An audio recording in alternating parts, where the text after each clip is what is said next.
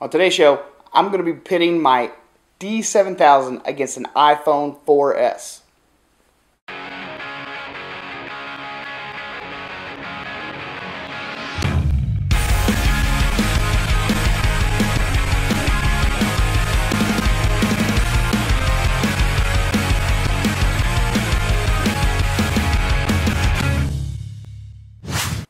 Welcome to the Photo Video Show, where we explore all things DSLR. I'm your host, Mark Puckett. On today's program, we're going to be battling it out between my Nikon D7000 to this Apple iPhone 4S. Now, as most of you may or may not know, the iPhone 4S carries a f-stop value of 2.8, which is pretty impressive for a camera phone, and it also carries a 4.3mm focal length. Now, I don't carry anything that small in my camera bag. Not even close. But what I'm going to try and do is I'm going to try and replicate the settings as closely as I can on the D7000 compared to the iPhone 4S and see just how good this camera performs against a pro DSLR camera. So, if you're ready, let's get started. So let me start off by saying that, yes, I realize that this is probably a bit of an unfair comparison. I know that the D7000 is capable of taking some wonderfully beautiful pictures, but the fact of the matter is that your iPhone is always with you. It is right there in your pocket, by your bed. It is always within reach. I can assure you, if you're an Apple guy, you have your phone with you. Now, the D7000 is a pro-body DSLR that is capable of taking some amazingly beautiful photography, but the rule goes, the best camera is the one that you have with you, and the iPhone 4S is always there. It's always in your pocket, it's always within reach. So, it goes without saying that you should probably compare them. If you don't have your Nikon D7000 with you, if you don't have your pro body with you, can you honestly and genuinely take some great photography with your iPhone? And the answer is yes.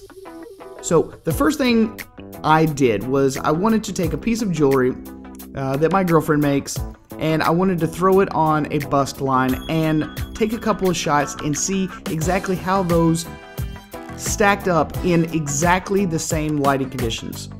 What I did is I just took a softbox umbrella, threw a couple of continuous lights in there, took a few shots with each one, and compared the two. And here were my results. iPhone on the left and D7000 on the right.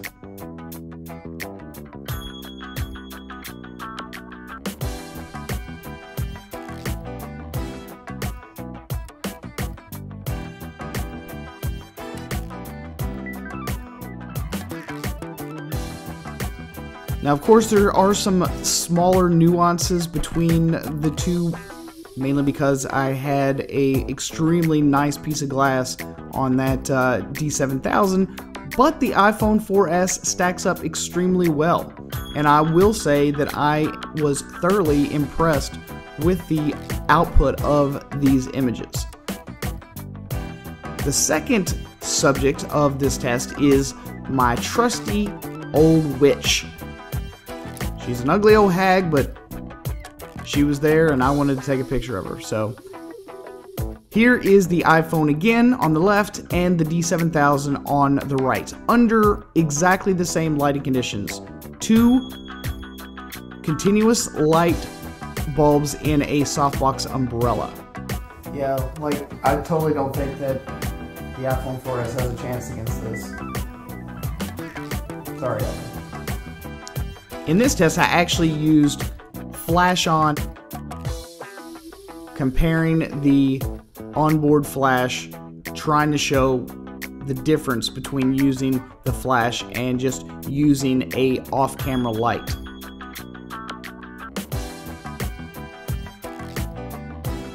Now, the next subject that I decided to test out was one of my skulls, one of the many skulls that I happen to own.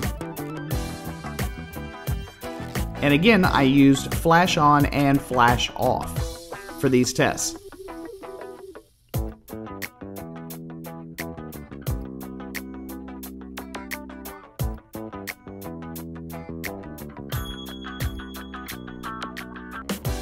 And as you can see, the results are surprisingly good. I was extremely impressed with how well the iPhone 4S was able to stand up to the D7000. Now, this is also considering that all things being equal. And because they're not technically equal, this is a DSLR body against an iPhone 4S, I tried to get the settings as close to the iPhone 4S on the D7000 as I possibly could.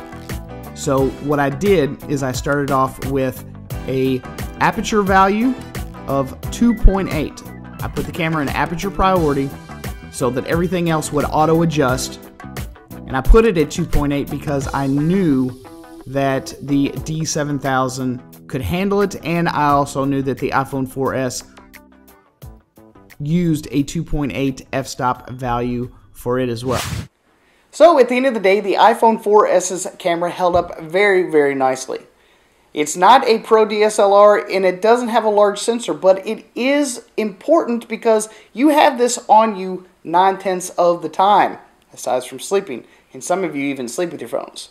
So I would suggest that if you plan on doing a lot of iPhone photography, make sure that you have a small continuous lighting system. Something that'll, assist you in controlling where your light comes from and how it falls. I would definitely suggest never using the LED flash on this for anything other than candids, party pictures, something like that you don't really care about the artistic aesthetic of.